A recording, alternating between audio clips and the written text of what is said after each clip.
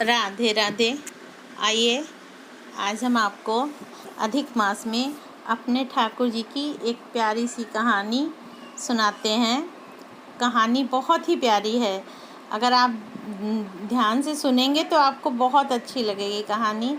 ठाकुर जी की हंसी, ये है शीर्षक, ठाकुर जी की हंसी।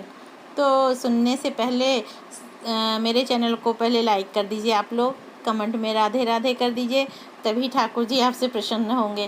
खैर ठाकुर जी तो सबसे प्रसन्न होते हैं, पर मेरी ये विनती है कि आप लाइक कर दीजिए।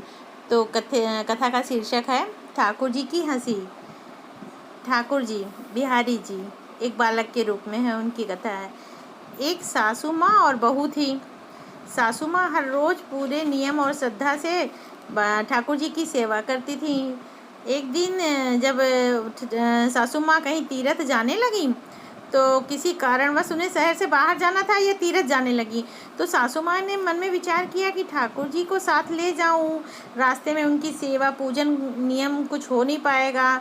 अब मैं ठाकुर जी का क्या करूं, वो घर पे कैसे उनका नियम पूजन होगा। वो बेचारी सोचने लगी। फिर उन्हें विचार आया कि ठाकुर जी की सेवा का कार्य अब बहू को दे देना पड़ेगा लगता है। लेकिन बहू उनकी सेवा कर पाएगी, अच्छे ढंग से उनको नहला धुला पाएगी, पूरी उनका भोग प्रसादी कर पाएगी। ये सोच के वो बहुत चिंतित थी, मगर वो कुछ कर नहीं सकती थी, वो मजबूर थी। ठाकुर जी को बाहर ले नहीं जा सकती थी। सासू माँ ने फिर सोचा, और सासू माँ ने बहू को बुलाया और समझाया। बहू को ठाकुर जी की सेवा कैसे करनी है ये बताया। कैसे ठाकुर जी को लाड़ लड़ाना है। सासू माँ ने बहू को समझाया कि बहू, मैं यात्रा पे जा रही हूँ, अब ठाकुर जी की सेवा तुम्हें करनी है। सासू माँ ने बहू को फिर समझाया, देख ऐसे 3 बार घंटी बजाकर तब ठाकुर जी को उठाना प्यार से, और फिर ठाकुर जी का मंगल भोग कराना, फिर ठाकुर जी को स्नान करवाना, ठाकुर जी के कपड़े बदलना, फिर ठाकुर जी का श्रृंगार करना, और फिर ठाकुर जी को दर्पण दिखाना। दर्पण में ठाकुर जी का हंसता हुआ मुख देखने के बाद तब उनको भोग लगाना। इस तरह सासू माँ बहू को सारे सेवा के नियम समझाकर यात्रा पे चली गई। पर उनका मन तो अभी भी ठाकुर जी में ही लगा था, पर मजबूर थी, कुछ कर नहीं सकती थी। अब बहू को तो सेवा सौंप के आई ही हैं। अब बहू ने क्या किया, अब बहू ने ठाकुर जी की सेवा उसी प्रकार शुरू कर दी जैसा उसकी सासू माँ समझा के गई थी। ठाकुर जी को जगाया, नहलाया, कपड़े पहनाए, श्रृंगार किया, और फिर लास्ट में दर्पण दिखाना शुरू किया। सासू माँ ने कहा था कि दर्पण में ठाकुर जी का हंसता हुआ चेहरा देखकर राजभोग लगाना, फिर तभी उन्हें भोजन देना। अब दर्पण में ठाकुर जी को हंसता हुआ ना देखकर बहू को बड़ा आश्चर्य हुआ। बहू ने विचार किया, शायद मुझसे सेवा में कोई गलती रह गई है, तभी दर्पण में ठाकुर जी का हंसता हुआ चेहरा मुझे नहीं दिख रहा है। बहू ने फिर ठाकुर जी को नहलाया, श्रृंगार कराया, दर्पण दिखाया, लेकिन ठाकुर जी तो फिर नहीं हंसे। मुख में उनकी कोई हंसी आई ही नहीं। बहू ने फिर विचार किया, शायद फिर कोई गलती रह गई। फिर बहू ने उनको नहलाया, धुलाया, श्रृंगार कराया और दर्पण दिखाया, फिर नहीं वो मुस्काए। जब ठाकुर जी का हंसता हुआ नहीं देखी, उसने फिर नहलाया। ऐसा करते करते उनको 12 बार नहलाया। अब ठाकुर जी परेशान हो चुके थे। हर बार दर्पण में जब वो देखती बहू उनका चेहरा मुस्कुराता हुआ ना दिखे, वो नहलाती जाए। अब बहू ने 13वीं बार फिर शुरू किया नहलाना। उनको नहला के उन्हें वस्त्र पहनाया, तैयार किया। अब फिर दर्पण लेके आई। अब ठाकुर जी ने सोचा कि ये फिर अब ये दर्पण ले आई, फिर मैं नहीं मुस्कुराऊंगा तो ये फिर मुझे नहलाएगी धुलाएगी, मुझे भोजन तो मिलेगा नहीं, मैं पूरा दिन यही करता नहाता ही धोता रह जाऊंगा।